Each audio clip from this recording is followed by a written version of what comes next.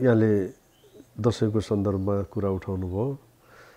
अहिले जुन यो शारदीय नवरात्रि छ, शारदीय दशैं छ, यसलाई हामी बडा दशैं भन्छौँ। किनभने हामी वर्षमा दुईटा दशैं हुन्छन्, एउटा चैते दशैं, एउटा बडा दशैं। यो चाहिँ शारदीय दशैं भएको हुनाले बडा दशैंको रूपमा प्रसिद्धि छ। अब यसको धार्मिक सांस्कृतिक धेरै नै महत्त्वहरू छन्।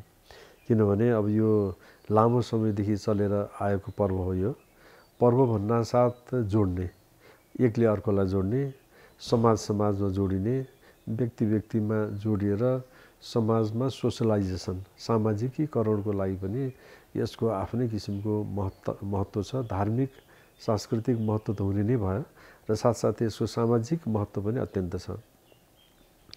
र नेपालको सन्दर्भमा हेर्दाखेरि विभिन्न चाडपर्वहरू नेपालमा छन्। त्यसमध्येमा बडा दशैंलाई, विजयादशमीलाई अथवा दशैंलाई हामी अत्यधिक महत्त्वको रूपमा सम्पूर्ण नेपालीहरूले, यद्यपि अब कतिपय मानिसहरू यो हाम्रो होइन, यो हिन्दू धर्मावलम्बीहरूको हो भन्ने जस्तो पनि कहिले कहिले सोच आउँछ। तर त्यो त्यति ठुलो समूहमा नभइकन कतै जसकलातिरबाट आउने भए हुनाले अब समाजमा विभिन्न थरीका विचार, विभिन्न थरीका मान्छे भएको सन्दर्भमा त्यो आउनु, त्यसलाई अस्वाभाविक भन्न मिल्दैन। त्यसले अझ यसमा भएका कमी कमजोरीहरूलाई, दशैंमा भएका कतिपय विकृतिजन्य कुराहरूलाई सुधार गर्न, संशोधन गर्न, परिमार्जन गर्न पनि त्यसले महत्त्वपूर्ण योगदान गरिरहेको हुन्छ। समग्रमा भन्नुपर्दा विजयादशमी अथवा बडा दशैं नेपालीहरूको एउटा महान चाडको रूपमा यसलाई हामीले लिनुपर्छ। र अब अहिले गएर त फेरि यस्तो भइसक्यो कि नेपालीहरू विश्वका विभिन्न कुनाहरूमा बसेका छन्। अब हिजोको दिनमा, आजभन्दा भनौँ न 15-20 वर्ष अगाडिको यसको जति राष्ट्रिय महत्त्व थियो, अब त अन्तर्राष्ट्रिय महत्त्व भएर गयो। किनभने पञ्चाङ्ग निर्णायक समिति पनि अब अन्तर्राष्ट्रिय पञ्चाङ्ग निर्णायक समिति भनेर अमेरिका र बेलायतमा अथवा जापानमा अथवा अरू देशमा कुन कुन बेलामा टिकाको साइत हुन्छ भनेर भन्नुपर्ने अवस्था आउनु भनेको बडा दशैंले आफ्नो जुन महत्त्व छ त्यसलाई विस्तार गर्दै जानुको अर्थको प्रतीकको रूपमा हामीले लिनुपर्ने हुन्छ।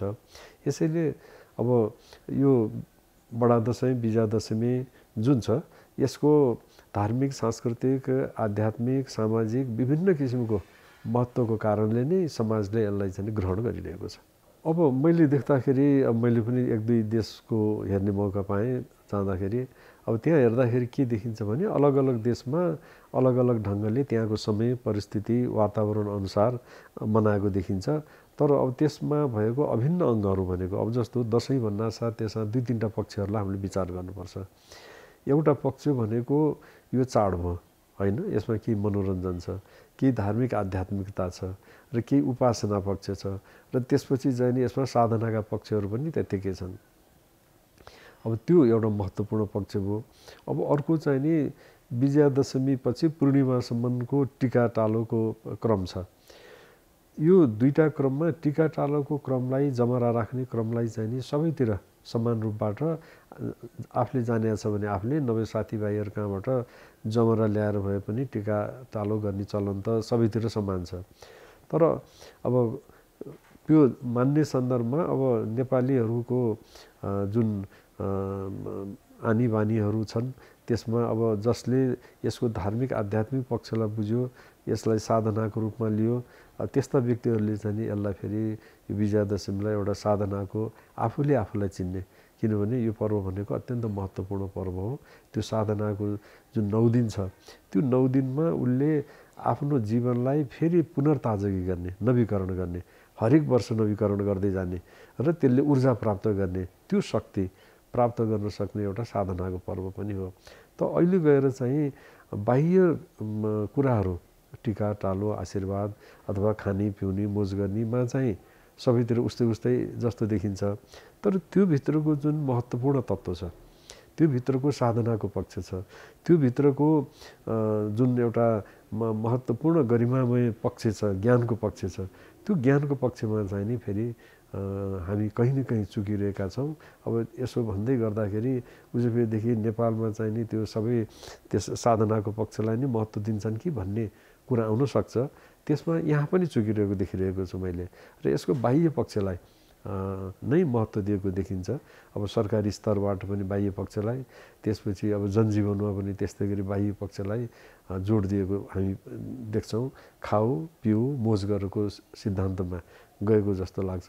तर वास्तवमा भन्ने हो भने यो एउटा महत्त्वपूर्ण साधनाको पक्ष भएको हुनाले आफूले आफूलाई चिन्ने र त्यो चिन्ने क्रम भनेको ईश्वर, जगत र आफू, यो तीनटा पक्षको जुन त्रिवेणी छ त्यो चिन्ने यो एउटा महत्त्वपूर्ण चाड हो, महत्त्वपूर्ण पर्व हो। अब यो चाहिँ नि यसमा मनोरञ्जन त जरुर छँदैछ, केही न केही रूपमा मनोरञ्जन छ। सामाजिकीकरणको त एउटा महत्त्वपूर्ण पक्ष नै भइहाल्यो, किनभने अब कैयौँ वर्षदेखि नगएको ठाउँमा कोही मामा घर जालान्, कोही ससुराली जालान्, कोही हजुरबाको घर जालान्, होइन, कोही चाहिँ नि आफन्त कहाँ जालान्। अब त्यो जानको लागि समेत पनि अब यो एउटा चाहिँ नि अवसर हो। कैयौँ वर्षदेखि नगएको पनि जान सक्छ र फेरि जाने बेलामा ल है म आउँदैछु भनेर कुनै चिठी पत्र गर्नु परेन, न टेलिफोनमा नै चाहिँ नि भन्नु पर्यो, सरासर गएपछि पाइयो। अरू बेला चाहिँ किन आएको भनेर सोध्छन् भने दसैँमा त कसैले पनि किन आ भन्दैनन्, किनभने आशीर्वाद लिन आयो होला, टिका थाप्न आएको होला, मभन्दा कान्छो भयो हुनाले टिका लाउन आयो होला भन्ने सम्झिन्छ। यसैले यसको यो जुन पक्ष छ त्यो चाहिँ मलाई लाग्छ अत्यन्त महत्त्वपूर्ण, अत्यन्त चाहिँ नि अब यो गूढ रहस्यले भरिएको छ। सम्भवतः यस्तो किसिमको चाडपर्व विश्वमा पाउन दुर्लभ छ। यसमा जीवन्तता भरिएको छ, जीवन्त छ यो। यसले गर्दाखेरि पनि यसलाई बडा दसैँ, ठुलो दसैँ अथवा विजया दशमी भनेर हामी नेपालीहरूले मान्ने गरेको हो। सधैँ नै समाजमा देखिने एउटा चाहिँ नि पक्ष हो त्यो, किनभने सबैसँग हुने खाने छन् भन्न मिल्दैन। अब सबै नै पुगिसरी आएका छन् भन्न पनि मिल्दैन। अब त्यस्तो परिस्थितिमा अब कतिपय मान्छेले अर्काको देखासेखीमा उसले त यसो गर्यो म पनि यसो किन्न गर्ने, उनीहरूले त सबैलाई लुगा किन्ने म पनि किन्न नकिन्ने, उनीहरूले यसो खायो म किन्न खाने भनेर हामी प्रतिस्पर्धामा जान थाल्यौँ भने चाहिँ नि त्यो अर्कोले घोडा चढ्यो भनेर आफू धुरीमाथि चढ्न जानु जस्तो हुन्छ। अब त्यसको लागि चाहिँ नि आफ्नो क्षमता, गच्छ र साथसाथै चाहिँ नि त्यो परिस्थितिलाई पनि हेर्नुपर्ने हुन्छ। यसले गर्दा ऋण लिएर ऋणमा डुबेर चाडबाड मनाउनु पर्छ भन्नेमा चाहिँ म छैन, किनभने त्यो कसैले चाहिँ मनाएको छ भने राम्रोसँग मनाएको छ भने उसले आफ्नो ढङ्गले मनायो, हामी आफ्नो ढङ्गले मनाउन सक्छौँ।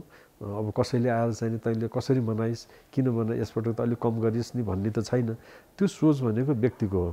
जो व्यक्तिले नै मान्या हुन्छ त्यो घरमा अथवा चाहिँ नि मैले मानि या मानिनँ भन्ने सोच समझ राख्छ, त्यस्तो व्यक्तिले अरूले यसो भन्यो कि त्यसो भन्यो कि भन्ने त्यो एउटा शङ्का मात्रै हो। त्यस्तो शङ्का लिनुभन्दा, त्यस्तो शङ्कामा पर्नुभन्दा आफ्नो गच्छअनुसार आफ्नो क्षमताले भएसम्म ऋणमा नडुबिकन त्यसलाई अलिकति साँघुरो गरेर हुन्छ कि अलिकति एक कदम पछाडि बढेर हुन्छ कि यसपटक चाहिँ नि मसँग छैन भनेदेखि किन त अर्को साल छँदैछ नि भन्ने त्यो किसिमको भावनाले पनि जानुपर्ने हुन्छ। यसैले ऋण काटेर ऋणमा डुबेर अहिले दसैँ मनाउने, चाडबाड मनाउने अनि पछि रोएर बस्ने अथवा चाहिँ नि बिलौना गरेर बस्ने त्यस्तोतिर चाहिँ नि जानु हुँदैन भन्ने मलाई लाग्छ। अमेरिका र हाम्रो नेपालको बिचमै पनि 12-13 घन्टाको फरक छ, स्टेटै पिछे फरक छ, होइन। त्यस्तै अब कहीँ चाहिँ अब जति हामी पूर्वतिर गयौँ त्यहाँ थोरै घन्टा फरक हुन्छ। अब जस्तो यहाँबाट चाहिँ हामी हङकङ गयौँ, त्यस्तै गरी जापान गयौँ भने थोरै घन्टा छ। तर अब जति टाढा गयौँ युरोपतिर जाँदाखेरि धेरै घन्टा फरक हुन्छ। त्यो धेरै घन्टाको फरकले गर्दाखेरि पनि अब त्यो सायद फरक भएको हो। त्यसले गर्दाखेरि अब त्यसमा त हामीले समयलाई, विश्वको समयलाई नै विचार गर्नुपर्ने हुन्छ। दसैँलाई अब नेपालीहरूको सबभन्दा व्यापक र व्यापक रूपमा समेटिएको यो पर्व भएको हुनाले यसलाई विभिन्न रूपमा मान्छेहरूले मनाइरहेका पाइन्छन्, होइन। एक थरीले यहाँले भनेको जस्तै सेतो टिका, अब जस्तो हाम्रो पूर्वतिर गयौँ भने राई लिम्बूहरूमा सेतो टिका लागेको देखिन्छ। अब त्यो सेतो टिकाको उहाँहरूको अर्थ गराइ चाहिँ त्यो रातोमा अलिकति चाहिँ नि नेगेटिभिटीको सङ्केत छ। त्यसले चाहिँ नि कसैको काटमार, कसैको चाहिँ नि केही भन्ने भावनाले त्यो किन लाउने, त्योभन्दा त बरु चाहिँ सेतो नै लाउने भनेर उहाँहरू सेतोलाई जोड दिनुहुन्छ। अनि त्यो टिका पनि फेरि चाहिँ नि ठ्याक्क निधारमा टक्क लगाउनुभन्दा निधारभरि नै चाहिँ नि लगाउने चलन उतातिर छ। अब फेरि अर्कोतिर रातो टिका, रातो भनेको चाहिँ शुभको सङ्केत, रातो भनेको चाहिँ नि अलिकति साध्वीताको सङ्केत, रातो भनेको वीरताको सङ्केत, रातो भनेको फेरि चाहिँ नि माङ्गलिकको सङ्केत भनेर रातो टिका लाउने चलन छ एकातिर। त्यस्तै अब जमरा भनेको चाहिँ नि हाम्रो शास्त्रहरूमा के भनेको छ भने अन्नम ब्रह्म भनेको छ, अन्न नै ब्रह्म हो। त्यसैले त्यो अन्न मध्येको पनि सबभन्दा प्रमुख जौ। अब जौ हाम्रो कुनै पनि पर्व पूजाहरूमा जौ बिना त चल्दैन। यसैले त्यो जौलाई त्यत्रो महत्त्व दिएको छ। अब त्यो महत्त्व दिएको हुनाले जौको प्रसाद ग्रहण गर्ने, अब 9 दिनसम्म चाहिने पूजाआजा देवी दुर्गा भवानीको पूजाआजा गर्दा, पूर्ण कलशको पूजाआजा गर्दा जमरा पनि स्थापना गरेर पूजा गरिन्छ। 9 दिनसम्म छोपेर राखिने हुनाले त्यो जौलाई उमारिन्छ र त्यसपछि त्यही जौलाई नै प्रसादको रूपमा ग्रहण गरिन्छ। अब यव संस्कृतमा यव भन्छन् त्यसलाई। अब त्यो यव भनेको चाहिँ प्राचीन अन्न मध्येको एउटा हो र फेरि पवित्र मध्येको एउटा हो, किनभने हाम्रो कुनै पनि पूजाआजामा चाहिन्छ।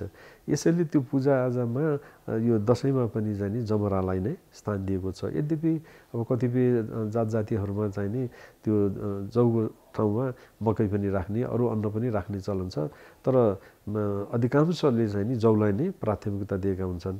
अब त्यो जौको चाहिँ नि अब अहिले वैज्ञानिकहरूले त्यसलाई चाहिँ नि अनेक रूपबाट अध्ययन अनुसन्धान गर्दै जाँदा जौमा जुन त्यसको चाहिँ नि गुण छ, स्वास्थ्यलाई पनि चाहिँ नि राम्रो गर्ने।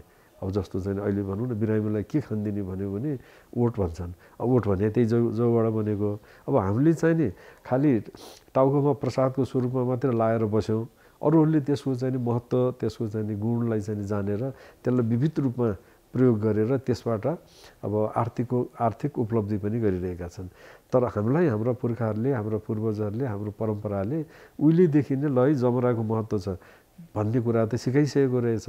अब यसैले त्यो जमराको चाहिँ नि स्वास्थ्यको दृष्टिकोणबाट, धार्मिक दृष्टिकोणबाट र अनि अर्को चाहिँ नि औषधि गुण पनि त्यसमा भएको हुनाले जौलाई प्राधान्यता दिएको हो। र यसैले विजया दशमीमा हामी चाहिँ नि जौलाई प्रसादको रूपमा राख्छौँ।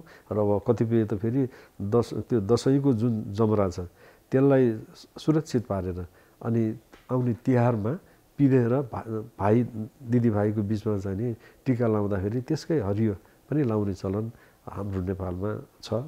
यसैले चाहिँ नि जौको अत्यधिक महत्त्वकै कारणले त्यसो भएको हो। बलि भनेको वास्तवमा बलि मात्रै शब्दको प्रयोग गऱ्यौँ भने त्यहाँ पशु आउँदैन। बलि भनेको चाहिँ नि त उपहार हो, होइन? उपहार, भगवान्लाई उपहार दिने, त्यस अर्थमा बलिको चलन छ। अब बलि भनेको बलिदान, राष्ट्रको लागि बलिदान दिनु पर्यो भनेदेखि तयार हुनु पर्यो, होइन? त्यस अर्थले चाहिँ नि राष्ट्रको लागि योगदान दिने, राष्ट्रको लागि बलिदान दिन पनि तम तयार रहने भन्ने अर्थमा आउँछ।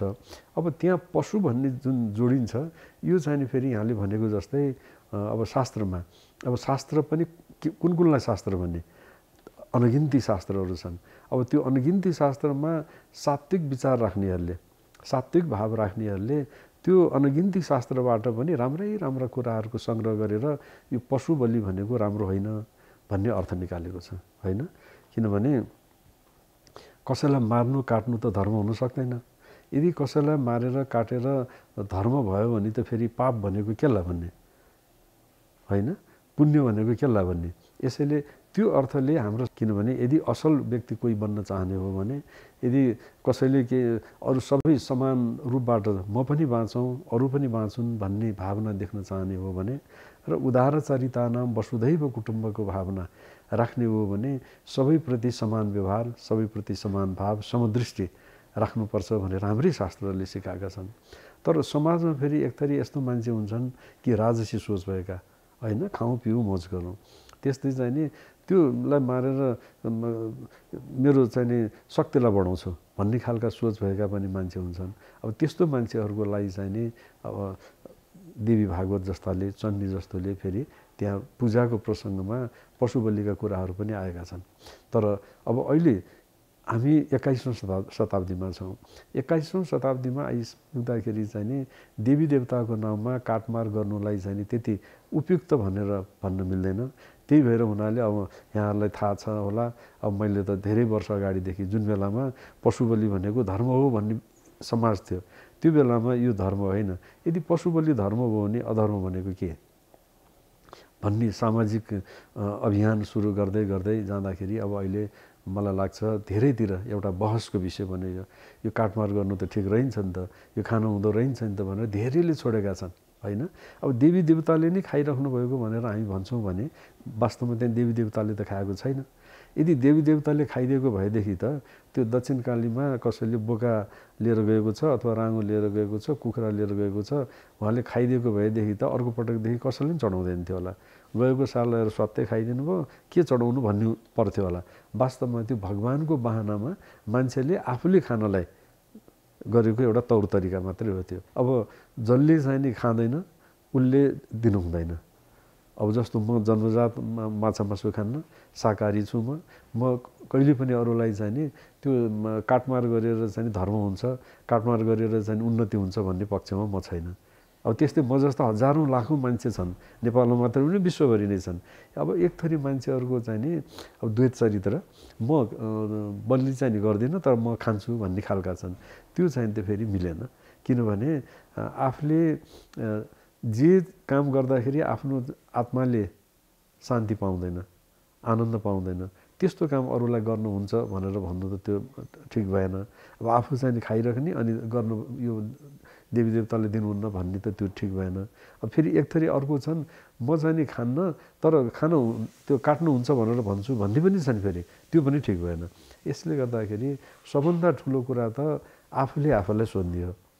यदि मेरो बच्चा बच्ची अथवा मेरो चाहिँ नि केटाकेटीहरूलाई कसैले लिएर काटेर खान्छ भने म के भन्थेँ होला। त्यस्तै अर्काको छोराछोरी हामीले खाइरहेका छौँ होइन, त्यो मान्छे खाने मान्छेहरूले। त्यो ठिक हो कि होइन भनेर आफूले आफूलाई सोध्ने वास्तवमा भन्ने हो भने। यसले गर्दाखेरि अब हाम्रो शास्त्रले पनि त्यसैले भएर परिसङ्ख्या विधि भन्छ। यसलाई बढाउनुतिर कतै नलाग्नु है, यसलाई घटाउँदै घटाउँदै जानुपर्छ भनेर परिसङ्ख्या विधि। अब जस्तो भनौँ न, परिसङ्ख्या विधि भनेको एकादशी व्रत। कमसेकम एकादशीको बेलामा, पूर्णिमाको बेलामा अथवा चाहिँ साउन महिनामा नखाइदियो भने भोलि उसले गएर छोड्छ कि भनेर त्यस्तो किसिमका व्रतहरू पनि हामी कहाँ छन्। त्यसलाई परिसङ्ख्या भन्छन्। त्यसलाई घटाउनेतिर जानुपर्छ। शास्त्रहरूले पनि यसलाई बढाउने होइन घटाउनेतिर भनेर मनुस्मृतिले पनि भनेको छ। यसले हामी के देख्छौँ भने अर्कालाई मार्नु, काट्नु, खानु यो कुनै पनि हालतमा उपयुक्त होइन। फेरि हामी देवी भागवतका उपासक, हामी भन्छौँ या देवी सर्वभूतेषु मातृरूपेण संस्थिता नमस्तस्यै नमस्तस्यै नमस्तस्यै नमो नमो भनेर चाहिँ उहाँलाई आराधना पनि गर्छौँ। के भन्छौँ भने माता हजुर त सारा संसारको, सारा प्राणी मात्रको आमा हुनुहुन्छ भन्छौँ। अनि उनी आमाको अघितिर लिएर त्यो सानो अबोध पशु पन्छीलाई लिएर काटिदिने, मारिदिने गर्नु कहाँसम्म बुद्धिमानी हुन्छ, कहाँसम्म उपयुक्त हुन्छ, त्यो अरूले भन्नुभन्दा पनि आफैले आफैलाई सोध्यो भने त्यसको जवाफ आउँछ जस्तो मलाई लाग्छ। केही हदसम्म होइन, म त भन्छु धेरै कम भएको छ। अब जस्तो यहाँलाई कतिको थाहा छ कुनै पहिला पहिला यो अभियान सुरु भन्दा अगाडि सडकमा अष्टमीमा नवमीमा यो सडकमा निक्लिन सकिँदैन थियो काठमाडौँको खास गरी। त्यस्तै गरी अब गाउँघरमा पनि हो। बाटो बाटोमा काटेको मारेको त्यो चाहिँ नि मोटर अघिल्तिर उभ्याएको छ, त्यहाँ के अरे त्यो कुखुरालाई बलि दिएछ, हाँसलाई दिएछ, अब सक्नेले फेरि बोकालाई काटिरहेका छन्। सडक रक्ताम्य हुन्थ्यो। अब आज हेरौँ, आज चाहिँ नि हेरौँ सडकमा त्यो अवस्था छैन, नरिवल चढाउन थालेका छन्।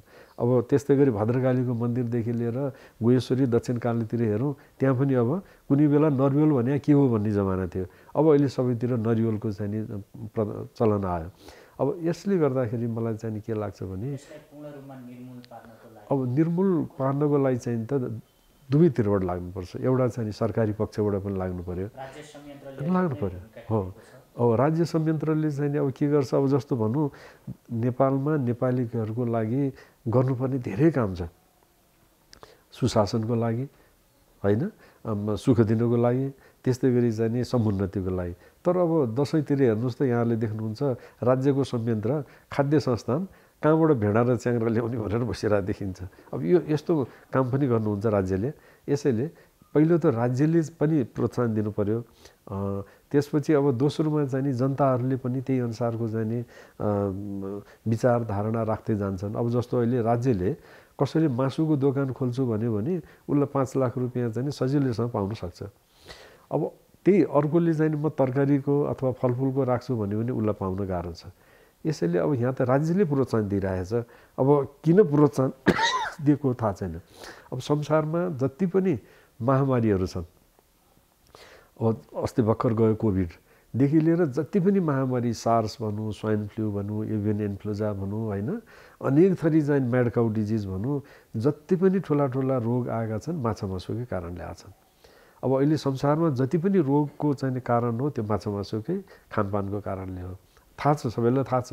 तर त्यसलाई चाहिँ नि अब ट्याक्स आउँछ, त्यसबाट चाहिँ केही आउँछ भनेर चाहिँ राज्यले चाहिँ प्रोत्साहन दिइरहेको देखिन्छ।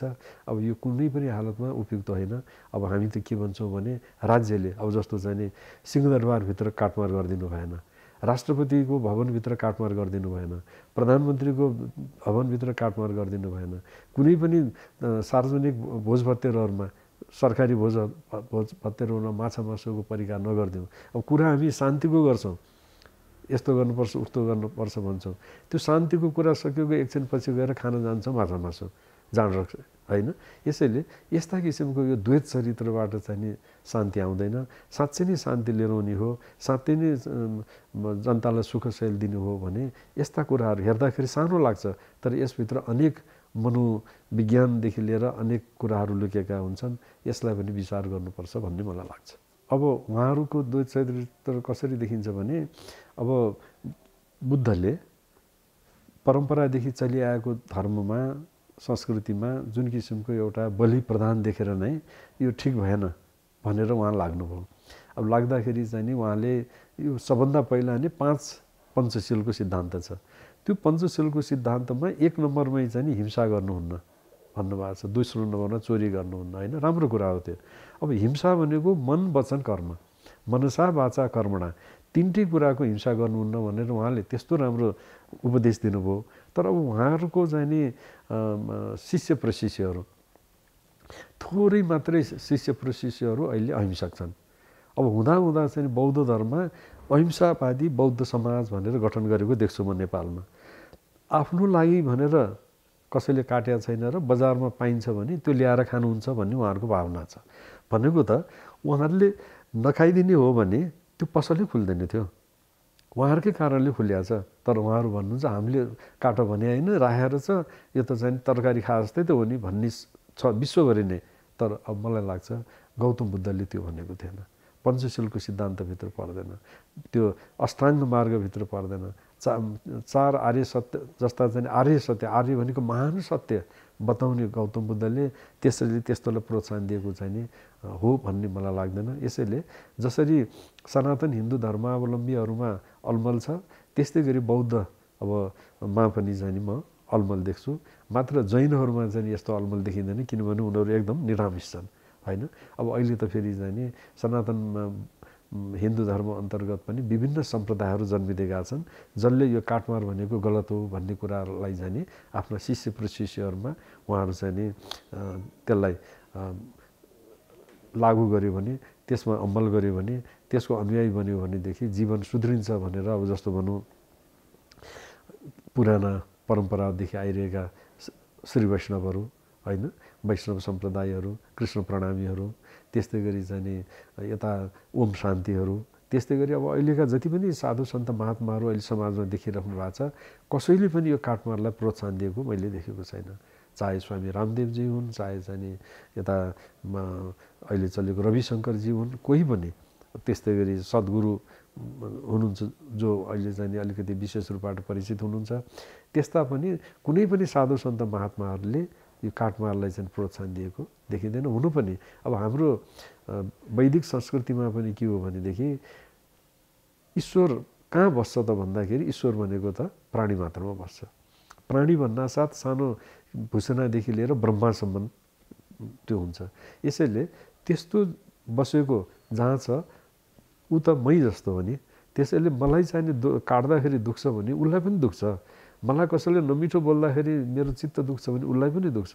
यसैले यस्तो गर्नुहुन्न भन्ने किसिमको चाहिँ नि सिद्धान्त हाम्रो शास्त्रले दिइरहेको छ, सिकाइरहेको छ। कसैका चाहिँ फाप्दैन भन्ने चलन छ, होइन। अब कुनै वखतमा कुनै दुर्घटना भयो अथवा घटना भयो, त्यसले गर्दा चाहिँ नि अब हामी कहाँ फाप्दैन भन्ने चलन पनि छ। अब कतिले जमरा राख्दैनन्, किन त भन्दा हो त्यसैले चाहिँ नि हामी कहाँ फाप्दैन भन्छन्। त्यस्तै अब नेवार समुदायमा चाहिँ नि त्यो कालो टिका लाउने चलन छ होइन। अब विभिन्न किसिमको हाम्रो संस्कृति छ। अब त्यसमा चाहिँ नि व्यक्ति विशेषमा घर घरमै पनि फरक हुनसक्छ। अब जस्तो भनौँ न अहिले नै दुर्घटना भयो, अब कतिजना मान्छे चाहिँ नि काठमाडौँमा दसैँको लागि भनेर आएको थियो होलान्, कतिजना बाहिर गएको थियो होलान्। दसैँमा यस्तो भयो हुनाले भइगयो, अब हामी अर्को पटकदेखि नमनाउने भन्ने पनि त सक्छन् नि, मान्छेको इच्छाको कुरा हो। त्यसले गर्दाखेरि अब यस्तो व्यक्ति पछि त फरक धारणा हुनसक्छ। तर समग्रमा भन्दाखेरि चाहिँ नि अब बडा दसैँको अत्यधिक महत्त्व छ। त्यसको महानतालाई बुझेर, त्यसभित्र रहेको चाहिँ नि गुढ रहस्यलाई बुझेर आफूले आफूलाई जान्न, सिक्न र ज्ञान गर्न, म अहिले यो संसारमा किन आएको थिएँ, मेरो लक्ष्य के होला, मेरो धर्म के होला, मैले चाहिँ नि आखिरमा यो 84 योनिपछि बल्ल बल्ल मनुष्य जीवन पाएको छु। यो मनुष्य जीवन पाउँदाखेरि चाहिँ नि मैले गर्ने काम के हो, मैले खालि मेरै लागि मात्रै, मेरै परिवारको लागि मात्रै गर्ने हो कि समाजको लागि पनि गर्ने हो कि राष्ट्रको लागि पनि गर्ने हो अथवा विश्वकै मानव समुदायको लागि गर्ने हो भन्ने त्यो महान लक्ष्य राखेर हामीले सोच्ने हो भनेदेखि यी सानातिना यी पशु बलिका कुरा, यी कुराहरू चाहिँ नि गौण बन्दै उसले चाहिँ नि यो त मैले राम्रो काम गरेको होइन रहेछ भनेर छोड्ने त्यो विचार, त्यो भावना आफसे आफ चाहिँ नि आउँदै जान थाल्छ। यसले गर्दाखेरि यसभित्र रहेको महानता, बडा दशमीभित्रको, विजया दशमीभित्रको त्यो विजया दशमी भनेको त्यो खसी बोकालाई विजय गर्नको लागि त होइन नि त, होइन। कुनै जमानामा त यो त विजया दशमी भनेको अब अहिले एउटा राज्यले अर्को राज्यमाथि लडाइँ झगडा गर्ने चलन गयो। अब एक दुई ठाउँमा कहीँ अहिले संसारमा हामी देखिरहेका छौँ, तर अब समग्रमा एसिया महाद्वीपमा त अब त्यो हरारै गइसक्यो। त्यस्तै नेपालमा पनि, भारतमा पनि कुनै जमानामा यो विजया दशमी भनेको चाहिँ नि एक राज्यले अर्को राज्यलाई आक्रमण गर्नेको लागि साइतै लिन नपर्ने दिन विजया दशमी। यसले गर्दाखेरि अब त्यो किन त भन्दाखेरि अब राम र रावणको युद्धको कथा यसमा जोडिएको छ। त्यसले गर्दाखेरि पनि साइत लिनु पर्दैन भन्ने चलन हो। त्यसैले विजया दशमीमा कुनै जमानामा हाम्रो पुर्खाहरू लडाइँ भिडाइँ गर्थे, खुँडा खुकुरी होइन, तरबार लिएर चाहिँ हिँड्थे, त्यसैले त्यसको पूजाआजा हुन्थ्यो। अब अहिले त खुँडा खुकुरी भने नै के हो मान्छेलाई धेरैलाई थाहा छैन। यसैले अब समयअनुसार परिवर्तन हुँदै जाँदो रहेछ। समयअनुसार परिवर्तन हुँदै जानु पनि पर्छ, किनभने पहिला जे थियो त्यही भएर बसिरह्यो भने त त्यो त पोखरी हुन्छ। त्यो पोखरी भनेको दुर्गन्धित हुन्छ। यसले गर्दाखेरि हामीले हाम्रा चाडपर्वहरूलाई त्यसरी समयअनुसार मिलाउँदै जाने, समयअनुसार त्यसमा मानवीय पक्षलाई समेट्दै जाने, त्यसभित्र भएका विकृत पक्षलाई हटाउँदै जाने र पहिला विकृत पक्ष भनेको आफूले थाहा पाउने, अनि समाज, राष्ट्र र विश्वमा त्यसका राम्रो पक्षहरूलाई लिएर गयौँ भने हाम्रो धर्म, हाम्रो संस्कृति युग युगसम्म जीवन्त रहन्छ। संस्कृति कहाँ सिक्ने त? पहिलो कुरा त घरबाट सिक्नु पर्यो। त्यो घरबाट सिक्ने भने पनि आमा बुवा, हजुरआमा, हजुरबुवाहरू हुन्। अब उनीहरूलाई नै त्यसबारेमा थाहा छैन भने सिक्ने कुरो भएन। अब हिजो हजुरबुवाहरूबाट हामीले सिक्न पाएनौँ भन्ने हुन्छ। अब त्यसको लागि त चाहिँ नि हाम्रो पाठ्यपुस्तकहरूमै पनि त्योसँग सम्बन्धित विषयहरू राखिदिने होइन। अनि कसैलाई चाहिँ नि मलाई दसैँको बारेमा अथवा हाम्रो चाडपर्वको बारेमा जान्न मन लाग्यो भनेदेखि कहीँ पढ्न जान पाउने, सिक्न जान पाउने, 1 महिना तालिम, 2 महिना तालिम अथवा 6 महिना तालिम, अथवा सरकारले पनि हाम्रो संस्कृतिको विषयमा पढ्नेहरूलाई चाहिँ नि यति नम्बर पाइन्छ, प्रमोसनको हुँदाखेरि यति नम्बर जोडिन्छ भन्यो भनेदेखि मान्छेहरू पढ्न जान्छन्। त्यसले रोजगारी पनि बढ्छ। अब आज बेरोजगारी भयौँ भनेर हामी विदेशमा भाँडा बन्द गइरहेका छन् हाम्रो नेपालीहरू होइन। अब चाहिने नचाहिने काम गर्न गइरहेका छन्। यहाँ रोजगारीका विभिन्न अवसरहरू जुटाउन सकिन्छ। अब जस्तो यिनी संस्कृतिका विषयहरू, हाम्रो जीवनसँग जोडिएका संस्कृतिका पक्षहरू पढ्न पाउने। अब हाम्रो चाहिँ जति पनि सहरहरू छन् त्यो ठाउँमा चाहिँ इन्स्टिच्युटहरू खोलुन्, त्यो ठाउँमा स्कुलहरू खोलुन्, त्यो ठाउँमा चाहिँ पढ्न पाउने तालिम केन्द्रहरू हुन्। त्यसमा चाहिँ जमरा कसरी उमार्ने भन्ने शिक्षा होस् होइन। अब अहिले केटाकेटीहरूलाई सोध्यो भने जमरा भने कसरी उमारिन्छ भने कसैलाई पनि थाहा छैन। त्यसलाई राम्रो कसरी उमार्न सकिन्छ, अब त्यसको बारेमा मिडियामा प्रचार प्रसार हुने, त्यसको बारेमा महत्त्वको बारेमा प्रचार प्रसार हुने, त्यसको अनुसन्धान हुने, यसरी हामी जान्न सक्यौँ भने अनि हाम्रो चाडपर्वको महत्त्व बुझिँदै जान्थ्यो। अब अहिले त्यो छैन। त्यो नभएको हुनाले अब मान्छेहरूमा चाहिँ अलमल पनि छ, अनि मान्छेहरूमा चाहिँ जति बुझ्नुपर्ने त्यो नबुझेको अवस्था पनि छ। अब यो भनेको चाहिँ देशकै लागि ठिक हुँदैन, किनभने धर्म, संस्कृति, इतिहास, भूगोल कुनै देशको चाहिँ मासिँदै गयो भने त्यो देशको चाहिँ अस्तित्व जोगाउनलाई गाह्रो पर्छ। यो कुरालाई चाहिँ नि अब राज्य शासनमा रहनेहरूले र साथसाथै अब देशको लागि केही नेतृत्व गर्छु भनेर हिँड्नेहरूले पनि बुझिदिनुपर्छ। अब हामी कहाँ त्यो चाहिँ सधैँ के भयो भने सधैँ आलोचना गरेर बस्यौँ, त्यसभित्रको विकृतिलाई सुधार गर्नतिर हामी लाएनौँ। यो नराम्रो यो नराम्रो यो नराम्रो भन्यौँ, त्यो नराम्रो कुरालाई हटाएर राम्रो कुरा बढाउनेतिर चाहिँ हाम्रो राज्य व्यवस्था कहिले पनि लागेन। त्यसको लागि चाहिँ लाग्नुपर्छ भन्ने मलाई लाग्छ। अब म विभिन्न किसिमको कामहरूमा छु। अब मैले अघि नै भने नि यो मनुष्य जीवन भनेको त अत्यन्त महत्त्वपूर्ण हो। अब मेरो आफ्नो विषय त पढाउने हो। अब अहिले अवकाश प्राप्त छ। अब यो बेलामा के गर्ने त? यो हातखुट्टा चलुन्जेलसम्म त केही न केही राम्रो काम गर्नुपर्छ भनेर समाजसेवाको क्षेत्रमा अब जस्तो मठ मन्दिरको संरक्षण सम्वर्धन यहाँले देखिरहनु भएको छ होला, 32 पत्तलीको राम मन्दिर, त्यस्तै अर्घाखाँचीको परशुरामेश्वर मन्दिरको अब कुन अवस्था थियो त्यो बेलामा। अब अहिले यहाँले देख्नुभयो भने एउटा पर्यटकीय क्षेत्र बनेको छ होइन। अब 32 पत्तलीको राम मन्दिर नेपालको सफा सुग्घर मन्दिर मध्येको एउटा बनाउन सफल भयो 32 वर्षको प्रयासपछि। त्यस्तै गरिकन पशुपन्छीहरूको कल्याणको लागि पशुपन्छीप्रति निर्दयता रोकाट समाज जुन बेलामा नेपालमा संस्थागत रूपबाट पशुपन्छीको लागि कुनै संस्था नै थिएन, त्यो बेलामा 48 सालमा हामीले स्थापना गऱ्यौँ। अब अहिले कमसेकम यो दुखी कुकुर, गाई, बस्तु, बिराला, बाँदरहरूको सेवा गरेर बसिरहेको छ होइन। त्यस्तै गरी मानव सेवाको लागि सडकमा मान्छे यत्तिकै अल्पत्र छन्, उनीहरूलाई के गर्ने त भन्दाखेरि सर्वोत्कृष्ट जीवन शाश्वत चिन्तन भन्ने एउटा संस्था, साँचो जीवन निर्माण अभियान भन्ने स्थापना गरेर त्यसकै माध्यमबाट त्यसकै अन्तर्गतमा यहाँले सुनिरहनु भएको होला मानव सेवा आश्रम। मानव सेवा आश्रमको स्रष्टा द्रष्टा जे भनौँ त्यो बनेर चाहिँ नि त्यसको प्रमुख संरक्षक भएर अहिले देशभर करिब 26 ठाउँमा आश्रम स्थापना भएको छ। त्यस्तै गरिकन 16 जिल्ला कभर गर्छ त्यसले।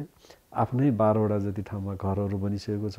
अहिले करिब हरेक दिन 1600 देखि 1700 मान्छेहरूले चाहिँ नि त्यहाँ बिहानदेखि बेलुकाको भोजन पाउँछन्, औषधि उपचार हुन्छ। राज्यले गर्नुपर्ने काम, नगरपालिकाले गर्नुपर्ने काम मानव सेवा आश्रमको माध्यमबाट नेपालमा अहिले भइरहेको छ। अब त्यो काममा पनि संलग्न हुन पाएको छु। लगायत अब पुस्तक पुस्तिकाहरू अब अहिले भनौँ न गुठीको विषयमा नेपालमा गुठीको बारेमा गुठीको यत्रो महत्त्व छ, तर गुठीको बारेमा अध्ययन अनुसन्धान मैले अघि नै भने सरकारको ध्यान पुगिरहेको छैन। सरकारले सधैँ नै गुठी भनेको जग्गा जग्गा जग्गा भनेर सम्झिरहेको थियो। अब मैले भने यो गुठी जग्गा मात्र होइन है, यो त सम्पदा हो। किनभने यसभित्र मठ मन्दिरको संरक्षण सम्वर्धन गर्ने क्षमता छ र हाम्रा पुर्खाहरूले राज्यलाई कुनै पनि दुःख नदिने गरिकन उनीहरूले राखेको चाहिँ नि जिउने भनेको जग्गा जमिन, त्यसको आम्दानीबाट मठ मन्दिर पनि चल्ने, त्यहाँका पुजारी र रैरकमीदेखि लिएर सबैलाई काम गरे बापतमा केही पाउने पनि गरेर रोजगारीको सिर्जना र अर्को चाहिँ नि फेरि अनेकतामा एकता। एउटा मन्दिरमा राखेको गुठीमा त्यहाँ विभिन्न जात जातिका मान्छेहरू संलग्न हुन्छन् र उनीहरूको उद्देश्य के हुन्छ भने यो मन्दिरको काम राम्रो गर्ने, यहाँको जात्रा मात्रा राम्रो गर्ने, यसलाई चाहिँ भव्यसँग चाहिँ सुरक्षित गरेर राख्ने भन्ने जुन त्यो एउटा भावना र धारणा छ, त्योलाई एकदम पक्का बनाउनुको लागि त्यसलाई एउटा सुदृढ बनाउनुको लागि जुन एउटा व्यवस्था गर्दै अब त्यो गुठी भन्ने अब त्यो भनेको एउटा सामाजिक पुँजी हो नेपालको लागि। अब त्यो सामाजिक पुँजी विश्वकै लागि अनौठो छ। अब हुन त बेलायत अमेरिकामा कतिपय विश्वविद्यालयहरू 12औं-13औं शताब्दीपछि इन्डाउमेन्ट सिस्टमबाट हाम्रै गुठी जस्तै चलनबाट चलेका छन्। तर हामी कहाँ त 5औं-6औं शताब्दीदेखि नै गुठीको एउटा चाहिँ प्रौढ रूप पाइन्छ। त्योभन्दा अगाडिदेखि कहिलेदेखि चल्या होला थाहा छैन हामीलाई, तर 5औं शताब्दीमा आइपुग्दाखेरि त त्यो त एउटा प्रौढ रूपमा चाँगुनारायणको चाहिँ नि मानदेव प्रथमको 522को विक्रम सम्वत 522को अभिलेखमा पाइन्छ। यसैले गुठी भनेको चाहिँ नि हाम्रो जनजीवनमा भिजेको एउटा चाहिँ नि अत्यन्त सुदृढ र कुनै कुरालाई बलियो बनाउनु पर्यो, कुनै कुरालाई दिगो गराएर चाहिँ नि चलाउनु पर्यो भने गुठी राख्ने भन्ने जुन एउटा भावना धारणा छ त्यसकै माध्यमबाट चलिरहेको हो। तर अब सरकारले त्यसलाई बुझ्न सकेन। सम्पदा हो मुख्यतः, त्यो सम्पदाको जिउनीको लागि राखेको चाहिँ जग्गा हो। यसैले त्यो जग्गा भनेर हामीले मास्त्यौँ भने हाम्रो सम्पदा मूर्त अमूर्त सम्पदा खतम हुन्छ। त्यसैले मूर्त अमूर्त सम्पदालाई जोगाउने हो भनेदेखि गुठीलाई जोगाउनुपर्छ। गुठीलाई चाहिँ नि अब हिजो मासिसकेको गुठीलाई पनि कसरी जोगाउने, अब बाँकी भएको गुठीलाई पनि कसरी जोगाउने, त्यसरी चाहिँ हामी जान सक्यौँ भनेदेखि अब त्यसको उपाय छन्, नभएको होइन, प्रशस्त छन्। तर अब सरकार आउनु पर्यो, ल हामीलाई सिकाइदेऊ भन्न आउनु पर्यो। त्यसपछि चाहिँ नि त्यससँग सम्बन्धित व्यक्तिहरू बसेर चाहिँ नि ल यो गऱ्यौँ भने गुठी जोगिन्छ भन्न सकिन्छ। तर अब हामी कहाँ सरकार भनेको कस्तो छ भने सरकारको कान छ सुन्दैन, आँखा छ देख्दैन, मुख छ बोल्दैन। अनि त्यो एउटा चाहिँ नि के भन्ने अब त्यो के पनि नबोल्ने सरकारसँग चाहिँ नि के आशा गर्ने, त्यस्तो पनि कहिले कहिले देखिरहेको छ। यो त अबेला भइसक्यो, धेरै अगाडि गर्नु पर्थ्यो। किनभने विक्रम सम्वत 1910 को श्रीपाद सुरेन्द्र विक्रम शाह अथवा प्रधानमन्त्री जङ्गबहादुर भएको वखतमा मुलुकी ऐन बन्यो। त्यो मुलुकी ऐनमै चाहिँ नि गुठीको परिभाषा छ। त्यहाँ के परिभाषा छ भने गुठी भनेको देवताको लागि छोडेको सम्पत्ति, त्यो निजी हुँदैन, त्यो सार्वजनिक हुन्छ, त्यो गुठी हुन्छ, देवस्व हुन्छ। त्यो देवस्वलाई मास्नु पाइँदैन भनेर उहिले भनिदिया छ। भनेको चाहिँ नि निजी गुठी पनि देवस्व हो। तर अब त्यो 1910ले भनेको कानुनलाई चाहिँ नि मान्ने कोही पनि भएन। 2021 सालमा गुठी संस्थान जन्मियो, राजगुठीको लागि जन्मियो, छुट गुठी निज गुठीको लागि के पनि भएन। अनि निजी गुठीहरू चाहिँ नि पनि देवस्व है भनेर भन्दा भन्दै पनि त्यसलाई मास्न थालियो। कहिले जग्गा सट्टापट्टाको नाउँमा, यहाँको अमूल्य जग्गा छ काठमाडौँको, त्यसलाई सट्टापट्टा दियो कहाँको त भन्दा नाङ्लेभिरको बाँदर नाच्ने जग्गा होइन। असनको राम्रो जग्गा चाहिँ गुठीको छ, त्यसलाई चाहिँ करोडौँ रुपियाँमा बेच्यो। अनि 2-4 लाखको चाहिँ कहाँ किन्यो त भन्दा 5 कालको भिरमा। अब यसरी चाहिँ नि खतम पारियो। अब त्यो चाहिँ नि 41 सालमा गुठी ऐनमा संशोधन भएर त्यो रैतानी भन्ने जुन आयो नि, अब रैतानी भन्ने आएको थियो गुठी अधीनस्थ जग्गाको लागि मात्रै। तर यहाँ के भइदियो भने गुठी संस्थानले त गर्छ भने हामी किन नगर्ने भनेर प्रतिस्पर्धा चल्यो। अब त्यो प्रतिस्पर्धामा जाँदाखेरि चाहिँ विभिन्न कार्यकारी आदेशहरूबाट कहिले मन्त्रीले आदेश गरिदिने, कहिले चाहिँ नि महानिर्देशकले आदेश गरिदिने, गर्दा गर्दै चाहिँ नि हाम्रा गुठीका जग्गा जमिनहरू निजी गुठीका, छुट गुठीका, अब राजगुठीका पनि ती समाप्तिको बाटोतिर चाहिँ नि गइरहेका छन्। तिनीहरूलाई जोगाएनौँ भने हाम्रो मठ मन्दिरहरूलाई जोगाउन सकिँदैन, हाम्रो संस्कृतिलाई जोगाउन सकिँदैन, हाम्रो देशलाई पनि वास्तवमा भन्यो भने गाह्रो हुन्छ। किनभने जब संस्कृति नै छैन भने अनि बिना संस्कृतिको त देश हुँदैन। अब हिजो हिन्दू राष्ट्र हुँदाखेरि पनि जति गर्नुपर्ने थियो त्यो भएन होइन, किनभने त्यतिखेर बजेट भएन। अब मन थियो होला त्यसलाई चाहिँ नि कार्यरूपमा गर्नको लागि पैसा थिएन। अब अहिले चाहिँ नि जेन तेन प्रकारेण ऋण गरेर हुन्छ कि विप्रेसनहरू आएर हुन्छ कि छ बजेट छ तर मन छैन। अनि फेरि संविधानमा धर्मनिरपेक्ष भनेर राखिएको छ। अब धर्मनिरपेक्ष भनेको धेरैले के बुझेका छन् भने धर्मको लागि हामीले काम गर्नुहुन्न भन्ने बुझे। अब सरकारको चाहिँ नि कुरा सुन्दाखेरि धर्मनिरपेक्ष भनेको समानताको व्यवहार गर्न खोज्या भनेर एकातिर भन्छ। अब अफिसमा गएर चाहिँ नि कुनै मठ मन्दिरको लागि लाउन मेरो मठ मन्दिर त भत्किन लाग्यो बिग्रिन लाग्यो, यसलाई केही सहयोग गर्नु पर्यो भन्यो भने उनीहरू के भन्छन् भने अब धर्मनिरपेक्ष छौँ हामीले गर्न मिल्छ र भन्ने जस्तो छ। तर उनीहरू त मलाई लाग्छ गल्तीमा छन्। हाम्रो आधार धर्म संस्कृति भनेको त नेपालको आधार हो। त्यो नेपालको आधारलाई नै चाहिँ मास्नको लागि त संविधानले भने होइन। यसैले त्यो धर्मनिरपेक्ष भन्ने शब्दले पनि मान्छेमा अल्मल्याएको छ। अब त्यसले गर्दाखेरि चाहिँ नि अल्मलिरहेछन्।